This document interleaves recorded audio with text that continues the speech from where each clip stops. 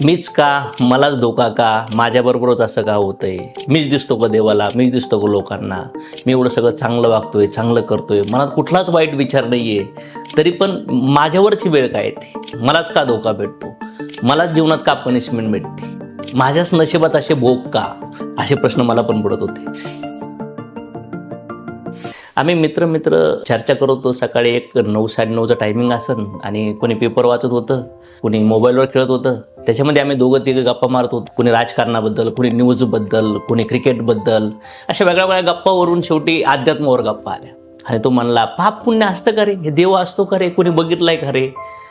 असंच तुमचे पण विचार असतील, खरंच असू शकतं का, भगवंत आहेत का, जन्म आहे का, पाप आहे का, पुण्य आहे का. चला मी एक स्टोरी सांगू. एका गावात एक सोनार होता आणि ऑलमोस्ट 10-12 वर्षापासून त्याचं सोनारचं दुकान चालू होतं. भरपूर गर्दी असायची सोनारच्या दुकानामध्ये आणि सोनाराने भरपूर पैसा कमवला. एक दिवस फार मोठा धंदा झाला, फार मोठा बिझनेस झाला आणि त्यांच्या तिथलाच त्यात एक नौकर होता, दुकानात ते छोटे मोठे काम करत होता. त्याला या सगळ्या गोष्टी माहिती होत्या की बिझनेस छान आहे, जबरदस्त आहे आणि एक मोठा सण होऊन गेला, त्याच्यामुळे फार मोठा व्यवसाय, फार मोठा पैसा गोळा झाला. तर त्याच्या डोक्यात एक विचार आला, यार एवढा पैसा आहे आणि हा पैसा मी लुटला तर कसं वाटत. आणि त्याने प्लॅन आखला. सेकंड डेला त्याने ठरवलं, कारण की विश्वासू होता. रात्री त्याने 1-1:30 वाजता आपल्या मालकाची हत्या केली. सगळ्या दुकानातलं सोनं बॅगेत भरून निघायला लागला की रात्री कोणीच बघणार नाहीये. पण रात्री 1:30 वाजता ते गृहस्थ बाहेर आले आणि त्यांनी पाहिलं की सोनाराच्या दुकानातला हा कामगार व्यक्ती आणि हा सोनाराचं ते घेऊन चाललाय. सगळं ते हावभाव पाहून त्याच्या लक्षात आलं की काहीतरी गडबड झाली. त्याने सांगितलं की मी माझ्या मालकाची हत्या केली आहे, सोनं आपण अर्ध वाटून घेऊया. तर हे गृहस्थ म्हणले, बाबा मला नको सोनं, मी तुझ्यावर पोलीस कंप्लेंट करणार, मी इन्फॉर्मेशन करणार, तुला अटक करणार. याचं एकच सोल्युशन. अशा सिच्युएशनमध्ये जेव्हा त्याला कळलं की आता तुटणार नाहीये, तर तेव्हा त्यांनी प्लॅन आखला. आवाज वरडायला सुरुवात केली मोठ्याने, जोरजोरात. ते सोनाची जी थैली होती त्याच्या अंगावर फेकली आणि वरडायला लागला जोरात की धावा रे, दुकान फोडलं रे, मालकाची हत्या केली. सगळे लोक तिथं जमा झाले, पोलीस आले. कोर्टापर्यंत हा निकाल गेल्यानंतर जो कामगार होता त्या दुकानामधील, त्या कामगाराने साक्ष दिली की याने दुकान लोटलं, यानेच हत्या केली.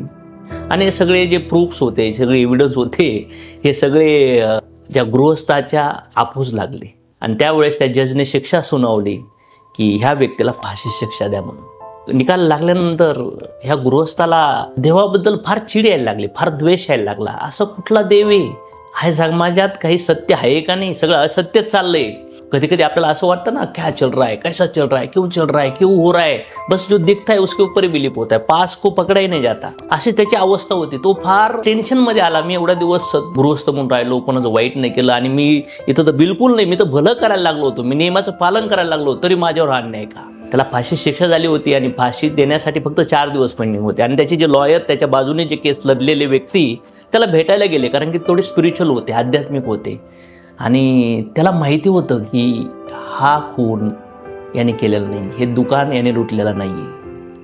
पण तो हतबल झाला होता. तो म्हणला, यार भगवंत म्हणतात की मी कोणावर अन्याय करत नाही, मी ज्याचे जसे कर्म आहे तसेच त्याला फळ देतो. तर मग आता याचं कर्म तर प्युअर आहे, याने नाही केलं तरी पण याला फाशी शिक्षा का भेटली. त्याला न राहून त्याने सकाळी जेलमध्ये त्याला भेटायला गेला आणि म्हणले, सांग तुझ्यासाठी फक्त 4 दिवस राहिले होते, आता फक्त 2च दिवस फाशीसाठी राहिलेत. रिक्वेस्ट आहे माझी, सांग तू हत्या नाही केली, पण याच्या अगोदर कधी तू हत्या केली आहे का, असं काही तुझ्याकडून झालंय का. नाही सांगितलं तर नाहीच म्हणला, कारण की तो त्याच्या मतावर ठाम होता. शेवटी ॲडव्होकेट वैतागून निघायला लागले, रिटर्न वळले आणि त्याने हाका मारली, वकील साहेब वेगळे या.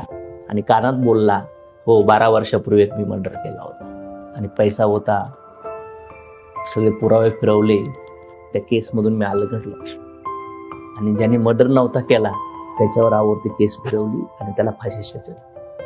वकील मनातच हसला आणि बोलला की भगवान के घर में देर हो सकती है लेकिन अंधेर कभी नहीं हो सकती. बऱ्याच वेळा आपल्याला असं वाटतं की मी जे आज करतोय हे वाईट आहे, तरी पण माझं चांगलं भेट राहिलंय, चांगली जिंदगी मी जगू राहिलोय. तर याचा अर्थ असा नाही की कर्म इन्स्टंट परफॉर्म. तर जीवनामध्ये आपले कर्म जे आहेत ते काही कर्माचे फळ आपल्याला भोगवणं चालू असतं. काही फळं भोगण्यासाठी ती परिस्थितीची वाट पाहतात. कधी कधी आपण आध्यात्मिक गाणं, एखादं पिक्चर, स्पिरिच्युअल स्टोरी ऐकल्यानंतर आतूनच उचंबळतं आणि वाटतं यस भारी, यस मित्रांनो राईट मार्गावर.